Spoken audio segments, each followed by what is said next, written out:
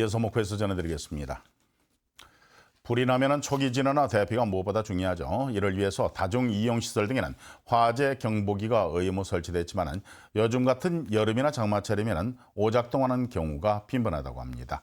이로 인해서 정작 긴급 출동을 한 소방관들이 허탕을 치는 일도 많습니다. 손준수 기자가 현장 취재했습니다.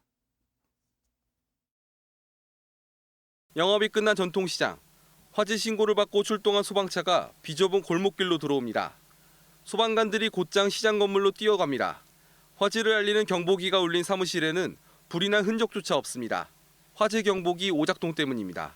요즘 같은 여름철이면 하루에 3번 이상 울릴 때도 있습니다. 하도 자주 이렇게 울리다 보니까 지금 현재 상인들도 마찬가지고요. 소비자도 마찬가지고 너무 화재가 직접 났을 때 현재 인지를 못할까 봐 그게 참 걱정됩니다. 전통시장 등 다중이용 시설에 화재 경보기 설치가 의무화되면서 설치율이 높아졌지만 오작동 발생도 덩달아 늘고 있습니다. 소방시설 오작동에 따른 출동 건수는 전국적으로 2016년 6,700여 건에서 2018년 16,000여 건으로 2년 만에 배 이상 늘었습니다. 화재 신고는 소방관이 현장에 출동해 직접 확인해야 상황이 종료되는 만큼 화재 경보기 오작동 증가로 인한 소방관들의 피로감도 큽니다. 그 사이에 이제 다른 데에 대한 화재가 발생하면은 거기에 이제 신속하게 대응을 못하기 때문에 그런 데에 대한 좀 어려움이 좀 상당히 있습니다.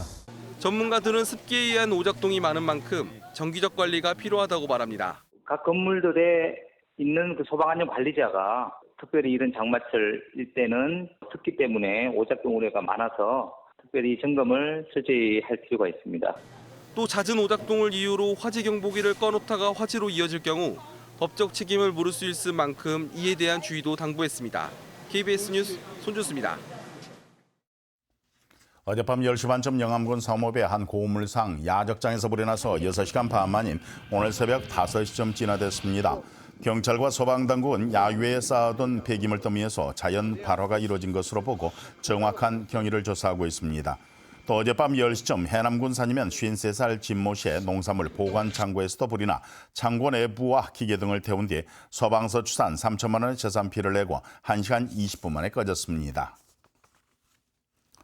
성희롱 등으로 피해를 입었다고 주장하는 목포시 의회 김수미 의원이 가해자인 A 의원을 강제추행과 모욕 등의 혐의로 검찰에 고소했습니다. 김 의원은 지난해 의회 개원 이후 지속적으로 A 의원으로부터 성적 수치심을 야기할 수 있는 발언 등으로 피해를 봤다고 주장했습니다.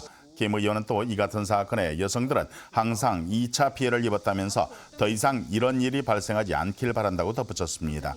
현재 목포시 의회는 윤리특별위원회를 구성하고 A 의원에 대해 징계 절차를 밟고 있습니다.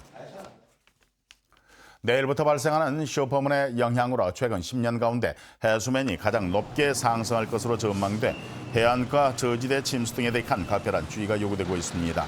국립해양조사원은 내일부터 나흘 동안 슈퍼문의 영향으로 목포와 여수, 진도, 고흥 등은 4단계 호조정보 가운데 두 번째인 주의 단계를 예보했습니다.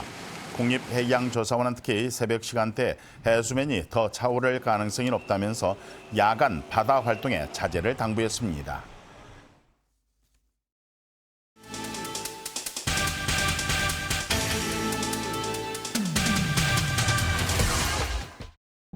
목포대학교 박물관이 여름방학을 맞아 초등학생 여름 캠프를 운영합니다.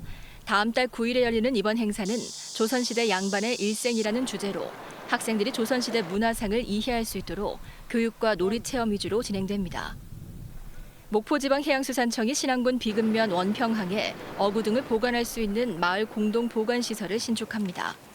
수산물과 어구 등을 함께 보관할 수 있도록 다목적 용도로 조성할 이 시설은 어업인의 어업활동 도움은 물론 어항 미관도 개선할 수 있을 것으로 전망됩니다. 전남도가 스마트 공장 확대를 위해 컨설팅 희망업체를 모집합니다.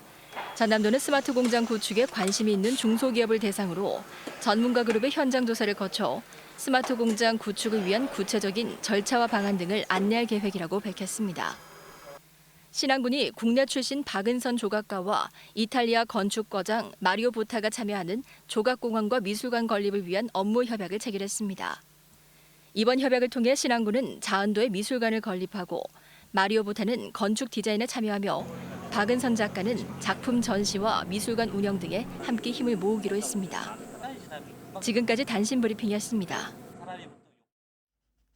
목포 해상 케이블카가 오는 9월 개통을 앞두고 100%에 육박한 공정률을 보이고 있습니다. 목포시는 해상 구간의 케이블카 루프 연결 작업을 마치고 지금은 육상 구간인 유달산 승강장에서 북항 승강장 사이의 루프 연결을 추진 중이라고 밝혔습니다. 목포시는 현재 공정률은 98%를 보이고 있으며 이 상태로 진행되면 예정대로 오는 9월 6일 개통할 수 있을 것으로 전망했습니다. 전라남도의 13개 산하 출연기관에 대한 경영평가에서 최상위 등급인 가등급을 받은 기관은 한 군데도 없는 것으로 나타났습니다.